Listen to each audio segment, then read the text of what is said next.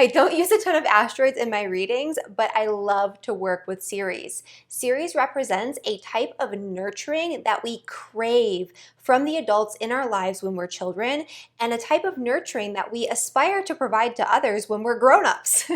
It's a type of nurturing that we might have received in abundance depending on where Ceres is placed, or in a lot of cases, it's a type of nurturing that was really important to us, but we didn't necessarily get in the way that we wanted it to be provided to us when we were kids. In this video, we're going to dive deep into the astrological significations of Ceres, which is a dwarf planet, or it used to be an asteroid. We'll talk about that in a second, in astrology. And we're also going to talk about how it impacts all of you in each of the 12 houses. And so, but before we get into that and before we dive deeper into what Ceres actually represents, I want to give you some context. So what is actually Ceres from an astronomical point of view? Ceres was the very first asteroid goddess to be discovered back in 1801, and it's now designated as a dwarf planet.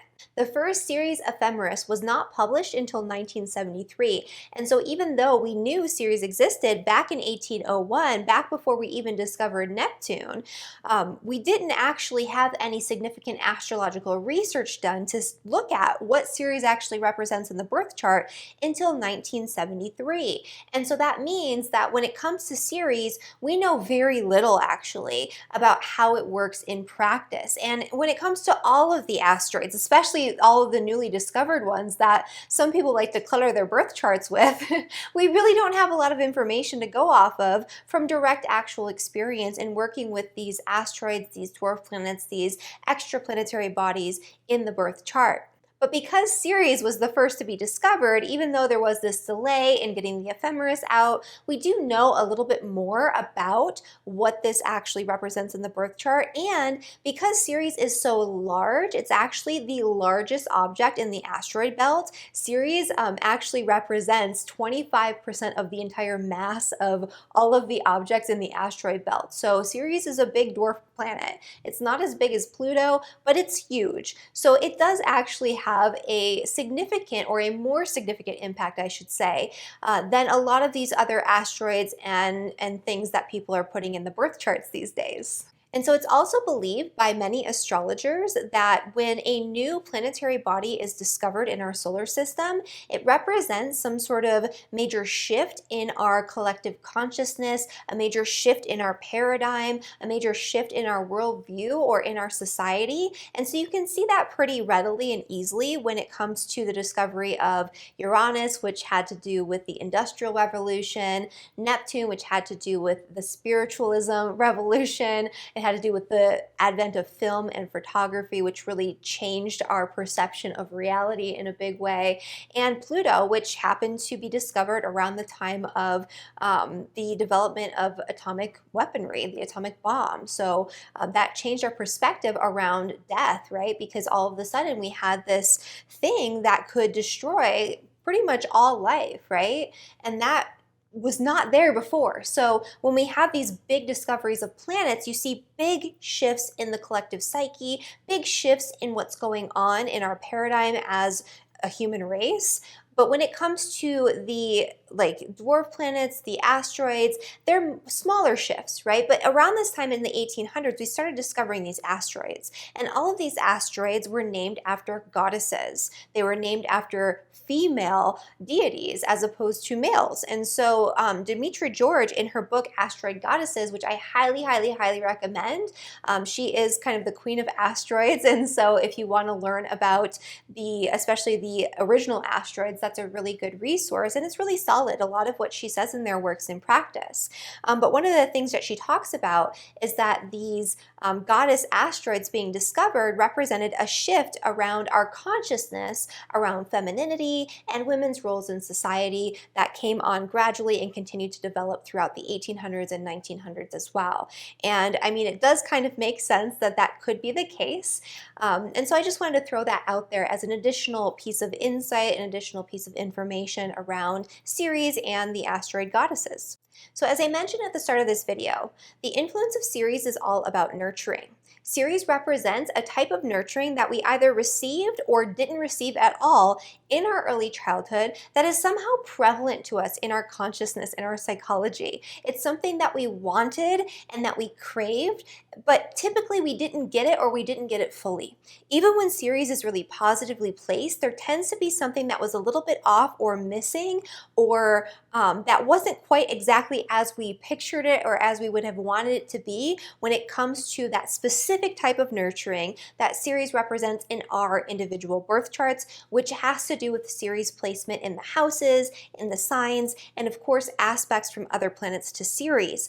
In this video, of course, we're going to talk about the Ceres placements in all of the houses because that's where you really want to start. That's where the big Ceres themes are going to start to show up. But there's more to it, right? You have to look at the whole picture, just like with anything else in the birth chart. And if that's something that interests you, definitely make sure you check out the Cosmic Academy of Astrology. The link for that's down in the description below, or jump in and demo the Academy. So you get a whole module on the 12 houses for free for 10 days. The link for that is down in the description below if you want to kind of get a feel for what the Academy is all about. But that's where you're going to get more information about things like planetary aspects, the houses too, which that's what the 12 houses demo will show you, the zodiac signs, how to put it all together to read a chart, how to make predictions, and how to incorporate things like Ceres into your readings. But when it comes to Ceres in particular, often that type of nurturing that we received or didn't receive comes from the mother or a maternal figure. It's not always the case. It can be both parents. It can be the father only, but that energy is usually a more maternal energy because Ceres in the mythology is the grain goddess. She's the mother of Persephone, and so she does have this nurturing kind of fertile quality, you know, but that doesn't necessarily mean always that that's the way that it shows up in the birth chart. I should mention that too. A lot of times we see that there's a myth connected to the name of a planetary body, especially when it comes to all of these asteroids, and then we just decide arbitrarily that what we think the myth represents is what the asteroid represents, and that's usually not the case. Sometimes it's because we are misunderstanding the mythology because it's out of context, right? So that's like something that happened or that was prevalent in the consciousness of people a couple thousand years ago, and we don't have that context of living in that time frame and knowing what that was like to really understand the myth properly. I think sometimes that's part of the issue. But the other thing is, it doesn't just work that way. Yes, there is going to be some sort of connection. The law of correspondence is a real thing, but it's not so cut and dry where Ceres is this mythology and that mythology is now somehow in your birth chart. But with Ceres, there is some overlap, and with all of these bodies, there is some overlap. So I just want to kind of put that out there too. I think it's best to research the actual asteroid or the actual planetary body in the birth chart first from an objective standpoint, not even thinking about the mythology, and then see maybe where there's some overlap. But you want to see what it actually does in practice by looking at it in real charts first and doing chart research before you just jump ahead and like paste on your own assumptions. So anyway, that's the way that I work with asteroids. That's why I don't use a lot of asteroids, because it takes a lot of time to actually go in and pinpoint what they really represent and mean. And with Ceres, yes, there's some overlap, but it's not just, you know, you take the mythology. And so kind of going back to the Ceres and what it represents actually in the birth chart. So when Ceres is positively placed, usually you're going to get more of that type of nurturing you crave, and you're going to be able to give it abundantly in adulthood to other people because it comes to you quite naturally. It's like, oh, I know that this is how I care for people. I know that this is something that I can give and provide to others. And it's something that you craved so deeply in childhood that you don't want anybody else to miss out on it. So of course you're going to be giving it freely. When it's more difficult in placement, so if it's in one of the negative, more malefic houses, like the 2nd, 6th, 8th, or 12th, especially the 6th, 8th, or 12th, then, you know, it could be a little bit more challenging in the sense that maybe you didn't get that type of nurturing in your childhood, or maybe it was incomplete, or it was a little off kilter. Usually with Ceres, what happens is the parents are trying to provide that type of nurturing, and it's somewhat there, but it's not not living up to your expectations or what you really need.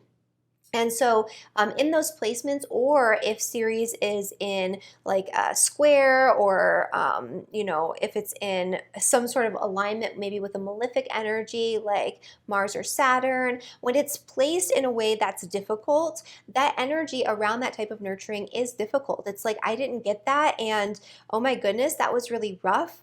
And so you do want to give that to other people when you're an adult. You do want to give that to your own children when you have children, or if you have children in adulthood.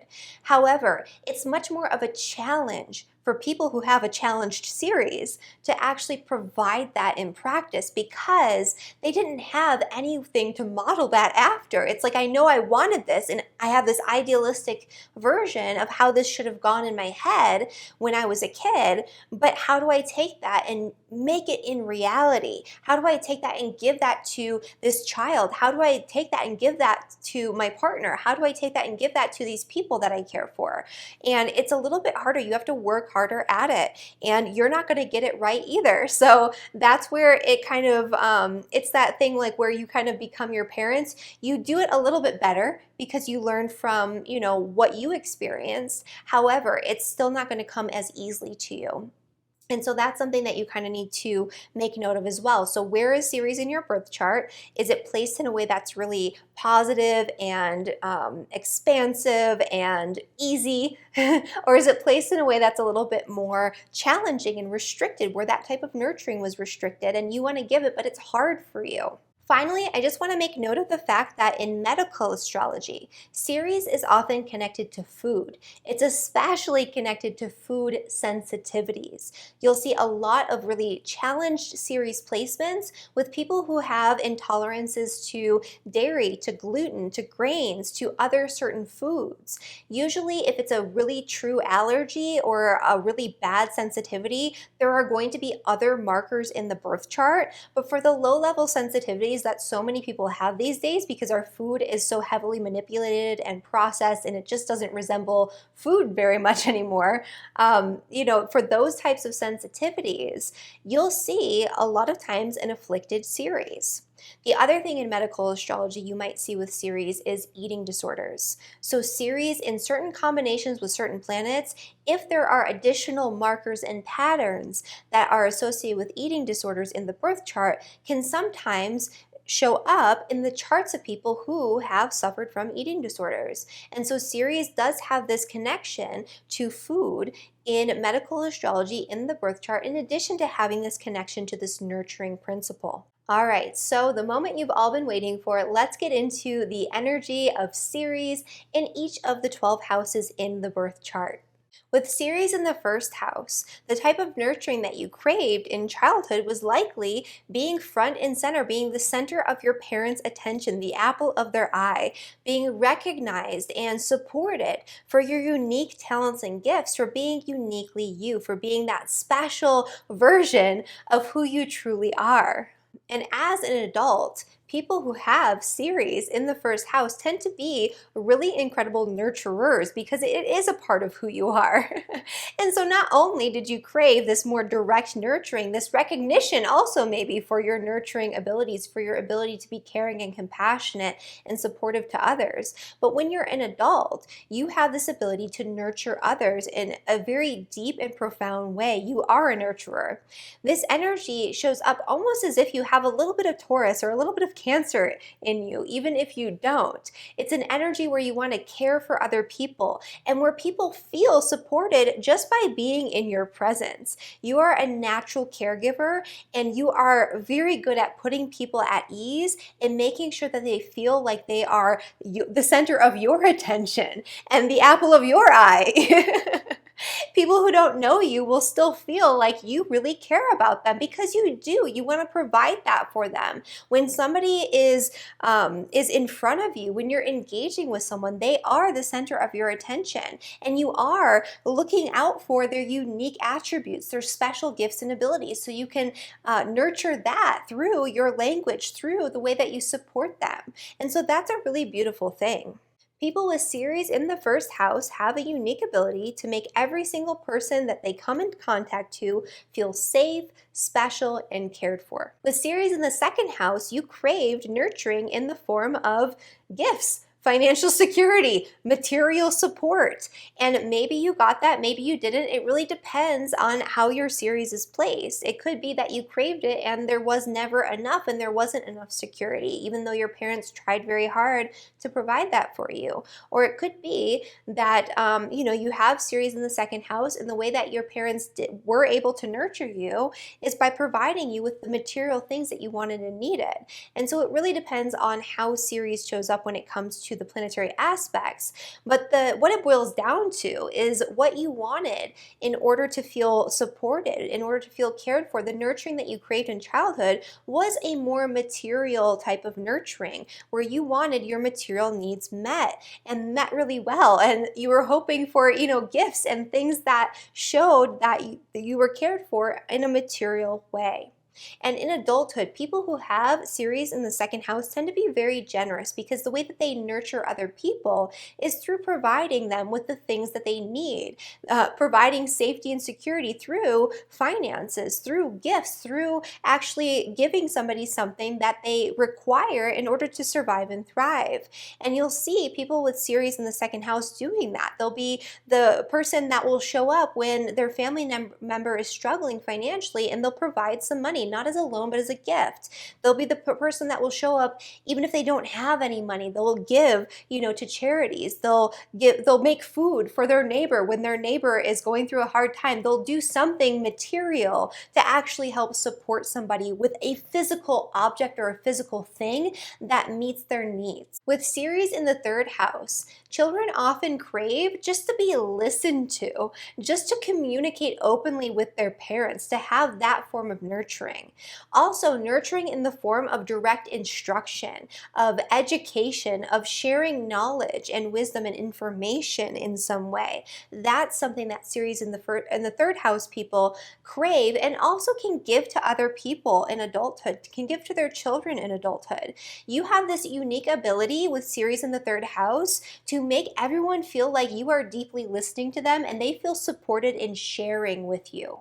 You're also very good at sharing words of wisdom and information that is useful to that person in some way, that helps them along their journey, wherever they're struggling and wherever they're stuck. You love to share knowledge and ideas as a form of care. You might also crave support, or have craved more support from your siblings or extended family members in childhood, if that's applicable to you. And often you'll see people with Ceres in the third house who are only children actually did crave a little brother or sister to help take care of or to nurture in some way, or an older brother or sister who could look out for them, and maybe they didn't get that. And so in adulthood, you might be more likely to have multiple children to kind of fulfill that need that you didn't have fulfilled in early childhood yourself. On the flip side, sometimes people with Ceres in the third house received a lot of nurturing and support, not just from their immediate family, not just from their parents, but from actual extended family members. So from aunts, uncles, cousins, etc. And so as an aunt, as an uncle, as somebody in adulthood who has maybe nieces and nephews, you might take on that caregiver role and be a very nurturing influence in their lives. With Ceres in the fourth house, you likely craved nurturing in a more traditional sense, where you had a safe and secure home environment, a more traditional family life where things were steady and stable and you felt protected and cared for and loved by your parents. Ceres in the fourth house craves nurturing in the form of a deep connection with your family and your roots. Family ties run deep for these people. And Ceres in the fourth house craves quality time with their family. You crave just spending time at home with your mother, your father, with your siblings. You craved a really solid, beautiful home environment. Sometimes people with Ceres in the fourth house who have a very afflicted Ceres didn't have a very stable home environment. They didn't have a traditional family life. They didn't have maybe even a stable home. Like maybe they, were in and out of homelessness, or they moved around a lot. And so in adulthood, that's something that you crave or that you want to give to your children or to other people as a result of that. You're the person who's going to be the best host when people come to stay and visit, because you want to nurture them and make them feel at home, make them feel like they belong, make them feel like this is a steady, safe environment for them. And again, if you are somebody who chooses to have children, this is something that you're going to strive to provide for them as well. People who had Ceres in the 5th house craved nurturing in the form of play and fun and like frolicking and childlike energy with their parents. You wanted your parents to engage in playful activities with you. And maybe they did, maybe they didn't. It depends on the way that your Ceres is placed, but you craved that fun, that lightness when it comes to your family connections in childhood. This is also an energy where you crave nurturing in the form of parents who nurture or caregivers who nurtured your creative self-expression, your creative side, the things that you were passionate about. You crave support for your hobbies, your interests, your passions, the things that you love to do. And as an adult, you are very good at encouraging other people to connect with their childlike energy, to connect with their playful side, to do the things that they love to do just because they love to do it. And I know this because I have Ceres in my 5th house, and one of the things that I'm really great at as an astrologer is encouraging my clients to do the things that they love and that they really deeply are passionate about. I love doing that, but they don't feel like they can do for this, that, or the other reason. That's one of my favorite things.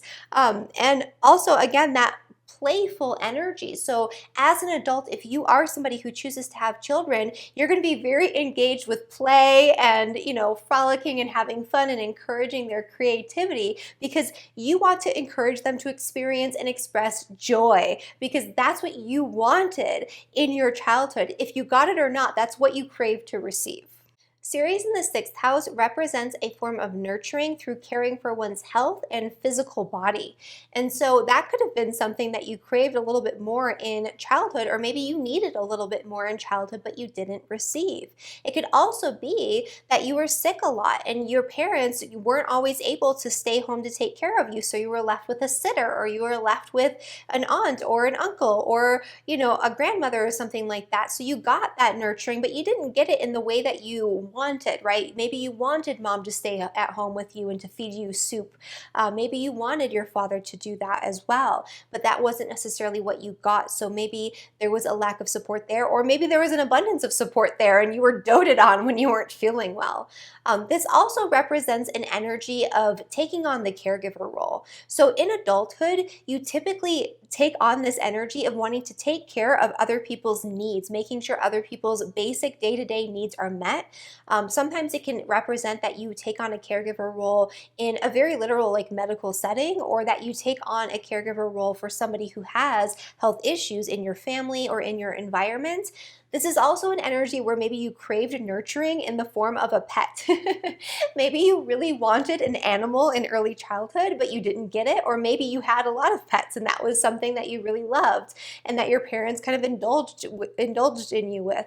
And that's something that you would probably really love and thrive and do really well with in adulthood. People who have Ceres in the 6th house do kind of need something to care for and something to nurture on a day-to-day basis. And the 6th house is the house of animals. And so that makes a lot of sense, and it works well for a lot of people. And one of the things you'll especially see with Ceres in the 6th house is taking care of people or animals that are sick or injured. So working in some sort of setting like in an animal rescue or as a veterinarian even. That is something that, Ceres in the 6th house can give you not just an affinity for, but a really great talent with. For children who had Ceres in the 7th house, nurturing comes through one-on-one connection. These children crave deep, meaningful one-on-one connection with their parents. They want that bond. They want that one-on-one time. And so if you were a Ceres in the 7th house child, you either got that or you didn't get that, but that's something that you really wanted. And as an adult, you're really good at providing that for other people in your life and for your children if you have any, making sure that you're getting that alone time, that bonding time. You're going on that girls trip with your daughter, or you're going to that event with your son. You're making sure that you're connecting with them in that way, and that you're forming like a close bond with your children. This is something that you again craved in early childhood, but you do in adulthood, not just for children, but for the other people in your life. You are a nurturer when you're in relationship with other people. You are the one that is in that caregiving role. You are the one that's in that supportive role. You like to take care of your partner. You like to take care of your close friends. You like to take care of other people in a very direct way. And so with Ceres in the 7th house, you craved unconditional love and support and attention from a parent or both parents in early childhood, and you strive to give that unconditional love, encouragement, support, and nurturing to other people in your life in adulthood. Ceres in the 8th house craves support and encouragement in discovering oneself and the deeper mysteries of life. That being said, Ceres in the 8th house can be a very difficult placement, especially if it's negatively aspected. People who have Ceres in the 8th house often craved this sort of obsessive energy around parenting and around that nurturing role, where they wanted their parents to constantly be worried about them, doting about them, like obsessed over them in some way. And it can be borderline unhealthy in certain people. So when Ceres is afflicted in the 8th house, sometimes there is kind of a strange, inappropriate parental attachment where there was either the parent was like obsessing over you and worried about you and fearful over you all the time, like a helicopter parent who's very anxious, or for whatever reason, you craved this like extra form of nurturing that is a little too much and bordering on unhealthy. That's not always the case, but I have seen that as sometimes the case with Ceres in the 8th house if there are a lot of difficult placements there. And as an adult, you have to be careful not to obsess over making sure everyone is cared for. This can be an energy of overdoing it as a parent, of being overly anxious about making sure that your child's needs are met, being overly anxious about what they're doing and where they're doing it and who they're with, and kind of overly micromanaging other people, micromanaging your children.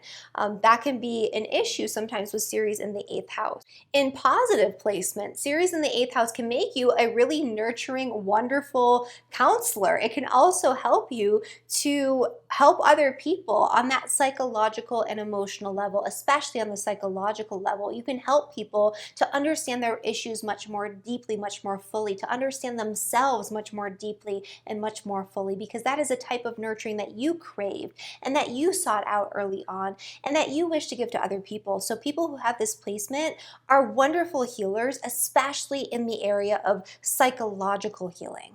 Ceres in the 9th house can indicate that you crave nurturing in the form of expansion of the mind, nurturing through adventure and encouragement of travel and exploration and higher learning. It could also be that you craved somebody to nurture your philosophical side, your religious side. Maybe you grew up in a household that didn't have any specific religious value systems or beliefs, or maybe it was a household where your family was atheist, but you really craved some sort of spiritual exploration, spiritual guidance, religious connection in some way. Maybe you craved some form of worship, some form of connection to something higher than yourself, but you didn't have anyone to encourage you, to guide you on that path. So in adulthood, you might provide that to other people. You might provide that to your children. You might provide that to your friends and family. You might encourage them to explore, to ask the bigger questions, to seek deeper meaning in their life and in their experience. This could also be an energy of encouraging and nurturing somebody through higher value systems, higher learning, higher education even. And so with Ceres in the 9th house, there's an energy of wanting to nurture somebody's beliefs, their spirituality, to nurture their integrity, to get them to ask the bigger questions, to nurture their sense of adventure. So in adulthood, you might take your kids on big adventures because maybe you crave that. Maybe you didn't get to travel a lot as a child or at all. And so as an adult, you take your children to see the world. With Ceres in the 10th house, you may have craved nurturing in the form of encouragement of ambition. You might have wanted someone who could help you achieve your goals and celebrate your success. When Ceres is in difficult aspect in the 10th house, oftentimes support was only provided when you were a high achiever, when you were accomplishing your goals, and so it was conditional in that way. You were expected to be hardworking and constantly striving to improve and to achieve, achieve, achieve. Or on the flip side, depending on what planets are involved, maybe you weren't encouraged to achieve at all, and maybe your success was not recognized by your family. It wasn't recognized by your parents. And so as an adult, you strive to support other people in achieving their goals. This is a great placement for somebody who could be like a career coach or a life coach of some kind, somebody who could work to help other people accomplish their biggest goals and aspirations out in the world, to help other people to make some sort of impact. In adulthood, you might incorporate this nurturing influence into your career choice. So it doesn't necessarily have to be that you are nurturing somebody else in their career achievements. Maybe as a career, you are a nurturer of some kind. Maybe you work with food. Maybe you cook for other people. Maybe you support other people in some way. Maybe you take on some sort of caregiver role in your career path. Whatever it is that you're doing, that nurturing energy of Ceres is very much present. Even if you are somebody who is a very high achiever, who is the CEO of a company, people probably know you for your ability to nurture wide varieties of people in mass in order to help them to motivate to accomplish things, to achieve their goals in some way. This could also be a really great energy for working in some sort of supportive role as a nurse, as a caregiver, as a healer of some kind, where you get to actually provide physical support for other people. Whatever it is that you do, I'm sure that this nurturing quality shines through. With Ceres in the 11th house, typically the child craves nurturing through a friendship with their parents, and they want to be friends with their parents. They want that connection where they feel like they can trust you, they can open up to you, they can have fun with you. And in adulthood, they usually strive to have that friendship with their parents or with their caregivers or with the adults that help to raise them. As a parent, instead of having a more authoritative relationship with your children, you probably strive to nurture them in a similar way. You strive to connect with them through forming a friendship. You want to be the person that your child comes to with their boy problems, with their girl problems, with whatever issues that they're having. You want them to come to you not just as a parent, but as a trusted friend, as somebody who they can rely on to understand what they're going through in that way. That's more like a friend than like a parent. On the flip side, people who have Ceres in the 11th house often receive nurturing through your parents' friends or if your caregivers' friends. And so a lot of times you'll see with people who have Ceres in the 11th house that they received care and nurturing from an uncle who wasn't really an uncle. It was like your dad's best friend or friends of the family and things like that. You had second parents who were not actually your parents. It could also be that your friends' parents were providing a lot of nurturing for you in early childhood. And so you take on the nurturing role and the caregiving role for your children's friends. And even if you don't choose to have children, you are probably the caregiver, the nurturer in your social circle. You are the mother of your little group. And people probably know and recognize that. And they come to you when they need a shoulder to cry on, when they need some sort of support or some sort of encouragement. They know that you are the person who's going to be there for them, to provide that, to nurture them in some way. Ceres in the 12th house is connected to nurturing one's spirituality, imagination, and inner world. However, Ceres in the 12th house is often a very difficult placement in early childhood. It can indicate that there was a lack of nurturing, that nurturing was absent, or that it was hidden in some way, or it was not overtly felt. There could be one or both parents who were physically actually absent, where they weren't around a lot or they weren't around at all. And so you craved nurturing from from somebody who wasn't physically there. If Ceres is nicely placed in the birth chart, maybe you did have a lot of nurturing in your early childhood behind the scenes. However, one of the things that you craved was nurturing your charitable side. And one of the things that they might have encouraged in you was actually nurturing your charitable side and nurturing other people through giving, through selfless acts, through actually doing volunteer work, doing charitable things, through actually giving physically like money or gifts or items to charity, because this is a very charitable energy. Usually people who have Ceres in the 12th house give their time, give their energy, give their support to other people in a very selfless way, and they are often involved in volunteer or charity work, or at the very least they like to give money when they can to causes that they really believe in because they want to help other people. In a lot of ways, Ceres in the 12th house can make you kind of selfless because it causes you to crave this nurturing that you didn't necessarily have, and it causes you to give freely to other people. It causes you to want to nurture and to help other people who are disadvantaged in some way, who don't have someone else to support them, to care for them, to help them. Because maybe you had that experience at some point in your life, and even if you didn't, your parents instilled that value in you. All right, you guys, so that is the energy of Ceres, the way that I use it in astrology, and the way that it shows up in all 12 houses. Let me know below what your Ceres placement is, what your experience was in childhood and adulthood. If any of this resonates, or even if it doesn't, let me know that too. And make sure that you hit that subscribe button so you never miss an important tutorial or forecast. I provide a new tutorial or forecast every single Saturday at 9 a.m. Mountain Daylight Time, so you don't want to miss that. Share this with your friends so they can understand their Ceres placement. And thank you guys so much for watching. I will see you in the next one. Bye, everyone.